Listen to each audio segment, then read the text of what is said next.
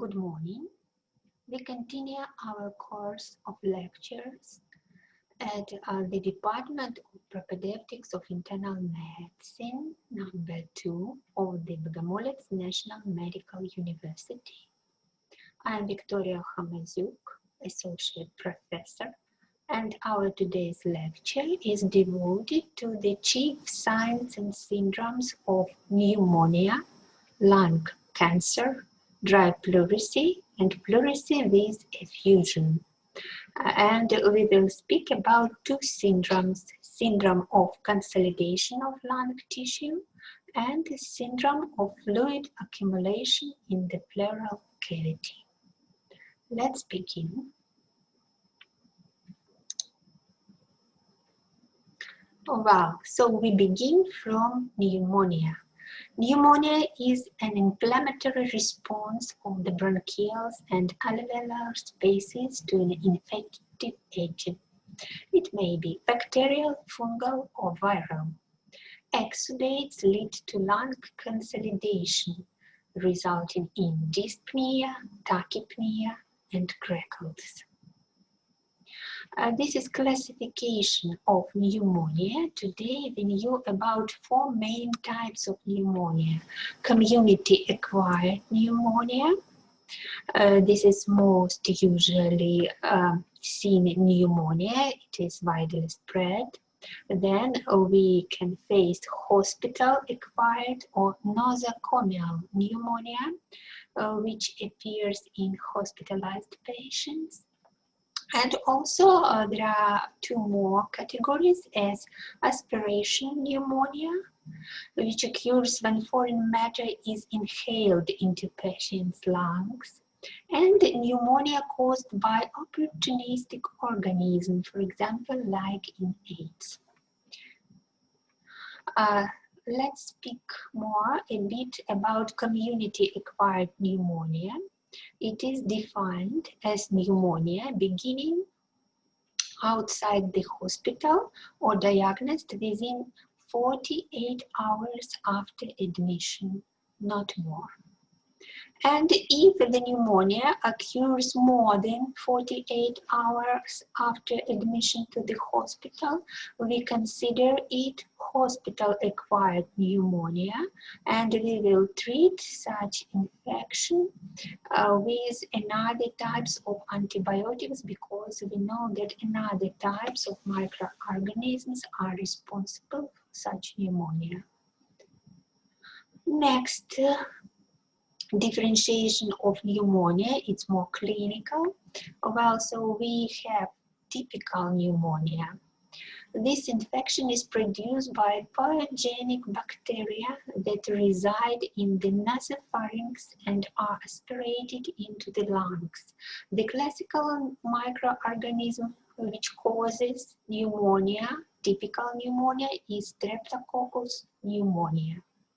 Well, and atypical pneumonia is caused by organisms inhaled from environmental, and they are not apparent on gram stain. And the example of such microorganism is Mycoplasma pneumonia. Oh, well,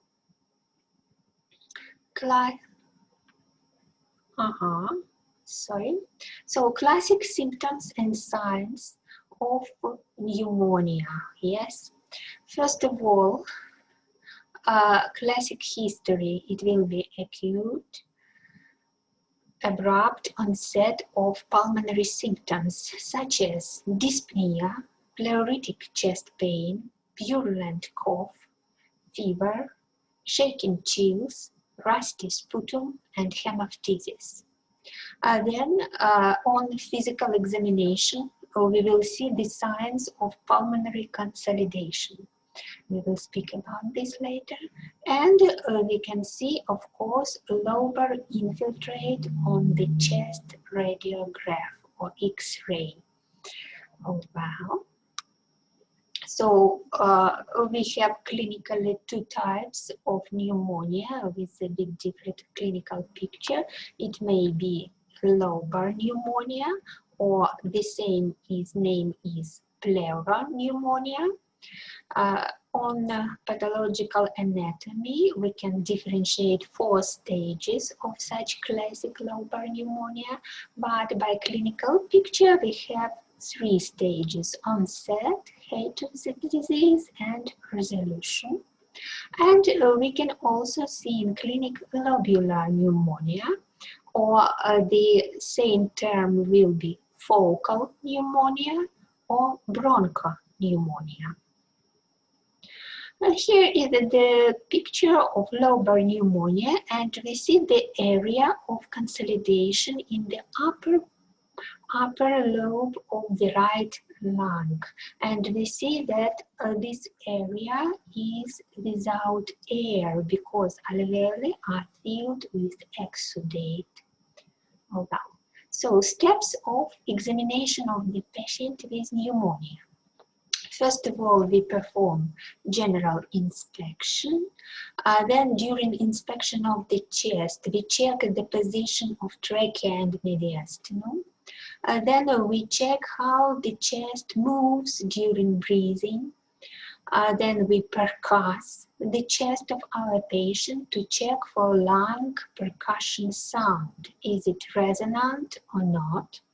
Then we check by auscultation breath sounds in the lungs, and also we can check voice transmission. We ask our patient to speak and palpate his chest or auscultate the symmetric parts of his chest. So these are the signs of pneumonia by inspection. We can notice tachypnea, shallow breathing, flaring of alanasi. Sometimes it may be cyanosis, and sometimes we can notice limited movement of the affected side of the chest. It is called respiratory lag. Well, next, our technique will be palpation, and we can find increased tactile fremitus. So we palpate the chest and ask the patient to speak. For example, to say 99, or in Ukraine we say 90, 33, and check how the sound is transmitted. In case of consolidation, the tactile fremitus will be increased. Then it may be sometime decreased in case if the complication of pneumonia appears, such as pleural effusion. Well, on percussion, of course, we can find out dullness over the affected area. Next step will be auscultation, and specific for pneumonia will be pathologic bronchial breathing in the area of consolidation. Then we can hear a variety of crackles and sometimes even rhonchi.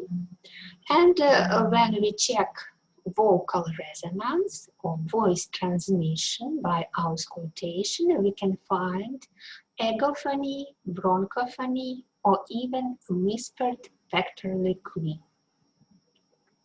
What about bronchial breathing? So, if the bronchial breathing is heard anywhere than in usual places, it is called abnormal. So, in normal, we heard bronchial breathing over trachea and a bit over bifurcation of trachea and main bronchi.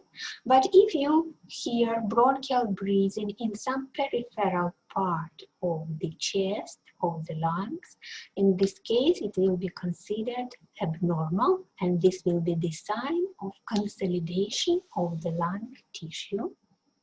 Well, we can hear also a lot of additional breath sounds in pneumonia because of exudate in alveoli and small bronchi. You can hear, first of all, moist trails, or they are called crackles. They may be of different range, fine, medium, and coarse. We can hear dry rails over the large bronchi sometimes, and we can hear pleural friction rub in case of lobar pneumonia if the pleura is also affected. Once more about voice transmission. To check voice transmission, we ask the patient to speak, to say some words. Well, we can check this by palpation. In this case, it is called tactile fremitus. We feel vibration while the patient is speaking, and we compare it on both sides. Or we can check vocal resonance if we use stethoscope. We also check how the voice is transmitted in the symmetric parts of the lungs by auscultation.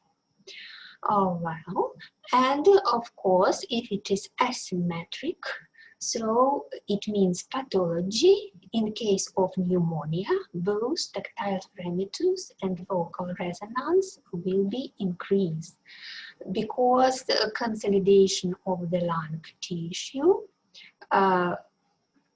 improves the transmission of the sound. And then we shall perform a laboratory and instrumental examination, and here you see possible characteristics of sputum in pneumonia depending on the kind of infection, bacterial or viral. Specific rusty sputum is specific for lobar pneumonia because it's due to pneumococci or Streptococcus pneumonia. Here we see the chest X-ray. Of course, it is obligatory examination to make a diagnosis of pneumonia. And on this slide, we see normal chest X-ray, and you see that with my error, that the lung fields are dark. It means that they are transparent. Yes, they are transparent. And in the center, we see the opacity of the heart. It's normal. And here we see both parts, right and left part of the diaphragm, and we see that sinuses, diaphragmatic sinuses, are also transparent without opacity, so there is nothing in them. Here is normal picture of the chest X-ray, but next slide we can see the picture with infiltrates or consolidation in both lungs, in the right part and in the left part. This white color on the X-ray is called opacity, and you should remember that we say right and we say left about the patient. It's not our right and left, it is the patient, right lung and left lung. Oh, well, let's continue. This is the same picture but zoom image, and if we look at this part, we can see that opacity is not uniform, that we see more dark places inside of this due to the air inside of bronchi. This permits us to differentiate pneumonia from the accumulation of fluid, for example, or other reasons for opacity over the lung fields. It is specific for pneumonias. Next, on this slide, we see pneumonia in the left lung, yes, and we see some areas of air bronchograms, and we can't differentiate the left cardiac border because this area of consolidation is near the heart. Next slide. The previous picture, but with zoom image, we see this area of opacity in the left lung, and inside of it we see air bronchogram, and we see opacity or opacification due to consolidation of the parenchyma of the lung. Next. And the next slide, and this one, we see some infiltrate or some opacity in the right lower lobe of the lung. Next slide, once more, we can see a bit increased markings in this area of the right lung, near the hilum of the lung, and then we can use a zoom image to look more accurately to this zone, and we can see some small air bronchograms in this side. So this is an area of pneumonia. It's rather small, not the whole lobe, so we can think about focal pneumonia or bronchopneumonia. And at this slide, we can see also the area of opacity in the right upper lobe of the lung. And we see a strict border between upper lobe of the lung and the middle lobe of the lung. This is area of consolidation, but this border may show us that maybe this is not pneumonia, it may be atelectasis of the upper lobe of the right lung. The next question will be, what is atelectasis? So atelectasis is the collapse of the lung. And there are two main types of atelectasis. Collapse may be caused by compression from outside, for example, by exudate in the pleural cavity. And another variant, atelectasis may be the result of resorption of gas from alveoli in presence of complete obstruction of the bronchi, if this part of the lung is not aerating well. And that's why in case of atelectasis, the affected area of the lung will be airless.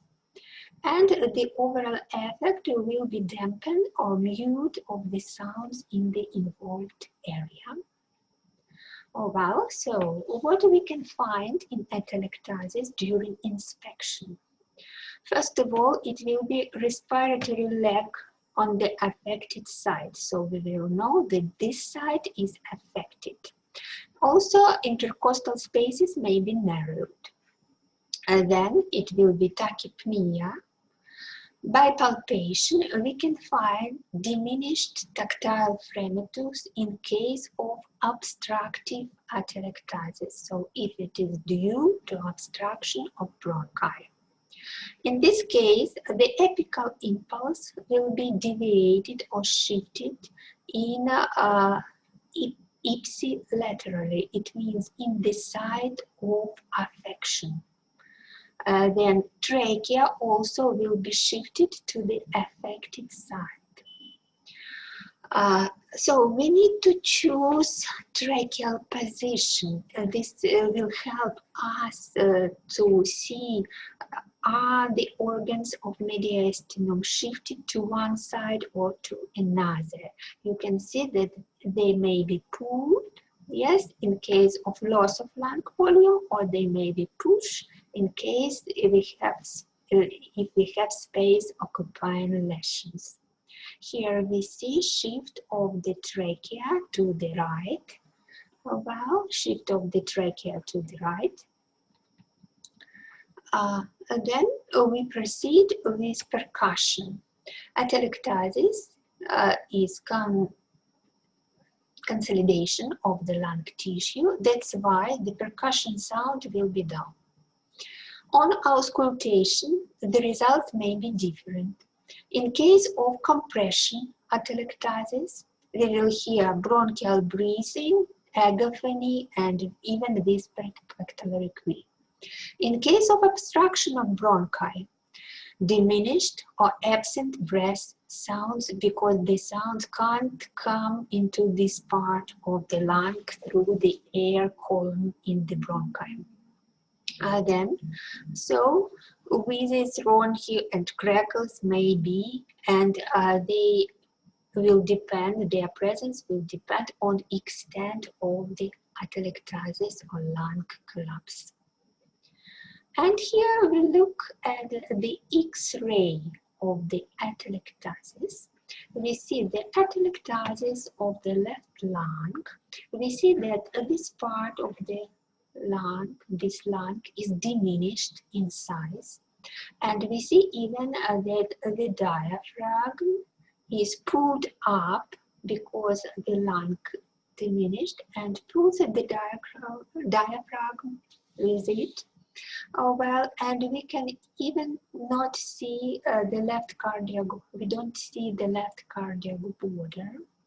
And if we check these for air bronchograms, we can't find air bronchograms because there is no air inside of bronchi. This is the example of obstructive or resorptive atelectasis. And you can see, look, the trachea. Yeah, here is the trachea, and it is shifted into the affected side, and the heart also is shifted leftwards. Then one more picture of resorptive atelectasis of the right lung. You see opacity over the whole right lung. We don't see air bronchograms, and the opacity is rather intensive. We see the trachea is shifted into the affected side, and we see that even mediastinal organs are also shifted into the affected side. It is called ipsilaterally. Well, our next pathology about which we will speak is pleurisy. So pleurisy, this is an inflammatory process involving the visceral and parietal pleura. And often it's the result of some pulmonary infections and also may be associated with neoplasm or asbestosis or some other more rare diseases. Always the pleurisy appears first like dry, and then after some time the fluid may accumulate in the pleural cavity and we will receive the pleurisy with effusion. We begin from the dry pleurisy. It means that the layers of pleura are thickened, but there is no fluid inside the pleural cavity. In this case, your patient will complain about pain in the chest, specific pain, which becomes stronger during breathing and coughing. And it will be forced position of the patient on the affected side. Then the patient may complain about dry cough and subfebrile temperature. During inspection, we will see the forced position. Mostly patient is lying on the affected side. This lessens the pain during breathing.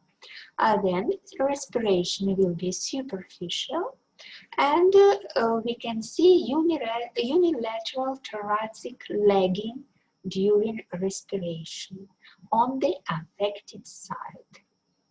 Then palpation will show us diminished or delayed respiratory movement of affected side, but no changes of tactile primitus because lung tissue is normal. Then percussion. We can percuss for the border's mobility and find out that mobility is decreased on the affected side, but the sound of percussion will be lung resonance. Then auscultation is very informative in case of dry pleurisy. We can hear diminished vesicular breathing over affected part of the lung. Mostly it will be in the lower lobe. And we can hear specific sound, pleural friction rub over the inflamed side. No changes of vocal resonance, no changes of bronchophony. And this is to remind you that specific additional sound for the pleurisy is pleural friction rub.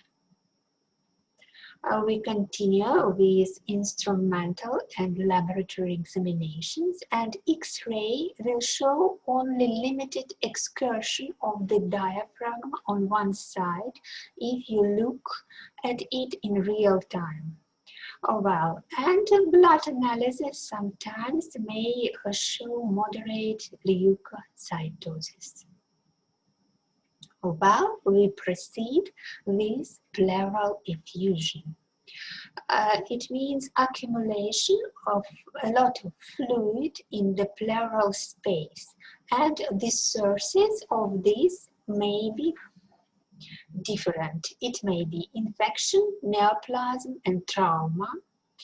And in case if fluid is mobile, it will gravitate to the most dependent position. So the position of fluid may change according to the position of the patient. But of course, first of all, it accumulates in the lower part of the chest. Here in the picture where you can see that first of all the fluid accumulates in the diaphragmatic sinuses, but then it may go up and the pressure increases in the pleural cavity and the lung will be compressed and shifted in the direction of the hilum. And if the lung is compressed, the atelectasis, compressive atelectasis, may appear. So, this all refers to syndrome of fluid accumulation in pleural cavity. There are two possible variants. If if non-inflammatory fluid accumulates in the pleural cavity, it is called hydrothorax, and the fluid is called transudate. For example, it may be in cardiac or renal failure. If the accumulation of fluid is due to inflammation, such condition is called pleurisy with effusion. Here you see a lot of mechanisms which can lead to accumulation of pleural fluid. You can read them later. Then we continue with pleurisy with effusion. First of all, complaints. The main complaint is dyspnea. Yes, it may be also fever. Yeah. And look, pain or feeling of heaviness on the affected side may be, but if there is a lot of fluid, it will be no pain because of no connection between pleural layers. And then also it may be cough, but only dry cough, because you understand that nothing can be expectorated from the pleural cavity if there is no connection with bronchi. And also it may be grave general condition. Let's proceed with inspection. And of course, we can see asymmetry of the chest because affected side will be enlarged. And also on this side, we can observe respiratory lag, delayed respiratory movement during breathing. And then tachypnea, of course, will be present. And by palpation, we can find out diminished respiratory movement on the affected side and diminished tactile fremitus. And in this case, cardiac apical impulse and trachea may be shifted to the healthy side. It is called contralaterally. Next step in our examination is percussion. It will be dull or flat sound over the area where is the fluid. But above this area, we can find hyperresonant. And on auscultation, we can hear diminished or even absent breath sound, diminished bronchophony, and sometimes may be heard occasional friction rub over above the area of fluid. This picture shows us different areas which classically may be specific for pleurisy with effusion. First of all, this is this line. It is called Damoiseau curve, and it shows here Damoiseau curve on the affected side on the right in this patient. It shows us the upper level of fluid or the upper level of dullness, and then we see two triangles. This one, which is above the Damoiseau curve, is triangle of Garland, and this one on the healthy side is called the triangle of Raufoss-Grocka. We also see a good place for pleural synthesis or pleural puncture to receive the fluid for examination. So, in each area will be some specific changes. So, lower than the Damoiseau curve, we can find out dullness, diminished tactile fremitus, and diminished breath sounds. If we speak about Garland triangle, which is above the Damoiseau curve, in this place will be the lung, which is in condition of compression atelectasis. That's why on this side we can hear increased fremitus, bronchial breathing, and a very specific dull symphonic sound on percussion. And we can also hear some crackles due to lung collapse. On the healthy side, in the Raufoss-Grocka triangle, we can hear also dullness and diminished breath sounds, but not due to fluid, but due to shift of the mediastinum to the healthy side. Oh well, for pleurisy with effusion, it is obligatory to perform chest X-ray to see homogeneous density in the lung fields, and also we can make blood analysis to find out the signs of inflammation. Well, very important will be examination of the pleural fluid, which we can get during torasynthesis for analysis, and to differentiate transsudate from exsudate, we use different parameters such as protein, lactate dehydrogenase, white blood cell count, and the level of glucose and pH. So in transsudates, it will be a lower level of protein, of LDH, and less or even absent blood cells.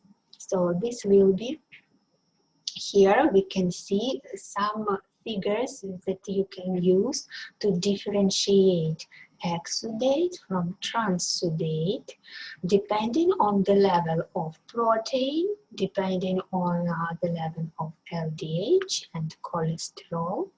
And here you can see some different diseases, the diagnosis of which may be established on the basis of results of torasynthesis. Here is a table of which parameters of which test should be made to confirm the different diagnoses. It may be empyema or purulent inflammation of pleura, it may be malignancy, it may be some rheumatoid diseases or tuberculosis, and so on. Let's proceed with the chest X-ray. This is to remind you, normal chest X-ray, we see that both diaphragmal sinuses are free from fluid, they are transparent. And let's proceed to this. We can see pleural effusion on the left, and the border look on the right, the sinus is free, but on the left we have here, we see a very dense opacity, yeah? And the upper border of it goes oblique like a meniscus. This is the sign of the pleural effusion. And if we use the zoom image, yeah, we can see that fluid forming a meniscus and rising an arc along the lateral thoracic wall. Such form, such shape is specific for pleurisy with effusion, so for inflammatory part, because in case of transsudate, the border of the opacity will be horizontal. Well, let's look another slide, and we see that in the right lung there is a lot of fluid in the pleural cavity. We have a very dense opacity in the lower part, and the level of this opacity is not like a meniscus, it is horizontal, so it may be transsudate in this pleural cavity. And we also see some abnormality of pleura and some hilar mass, so we can think. And also the trachea is a bit shifted and deviated, so the cause of this effusion may be some malignancy. Next slide shows us a few pictures with pleural effusion or with some fluid in the pleural cavity. Let's begin from this one, and we will see that the left diaphragmatic sinus is not free. There is some fluid here. Then on the next slide, we also see fluid in the left pleural cavity. The level is horizontal, so we conclude that this is exudate. Next also, next slide shows us also accumulation of fluid in the left pleural cavity, but we can see that the levels goes like a meniscus, like an arc. So in this case, we will think about pleurisy with effusion. And at the last picture, we can see the fluid here between right upper and middle lobe. This variant is also possible, but not so usual, when accumulation of fluid appears in the fissure between the lobes, upper and middle lobes of the right lung. But also in this case, we see very intensive opacity. And one more picture to show you pathology which is not connected with the fluid accumulation. But look here, the sinuses are free, there is no fluid in the pleural cavity. But look, both parts are different.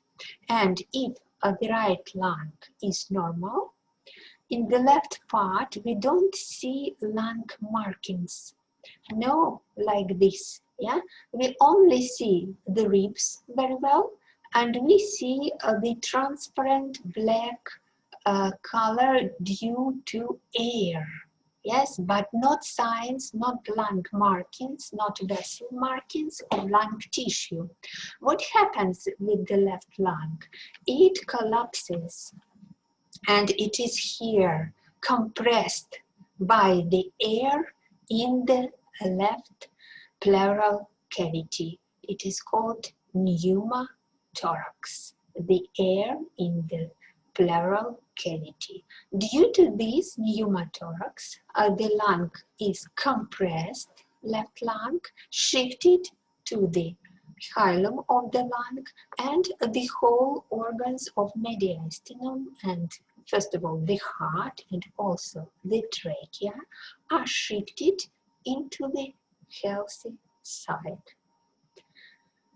If you will examine such a patient, you will find different changes on physical examination because the percussion sound will be different over the areas where there is air. It will be tympanic sound, but near the hilum of the lung, where we have the part with compression atelectasis, we will find dullness. Okay. This is all for today. Thank you for your attention.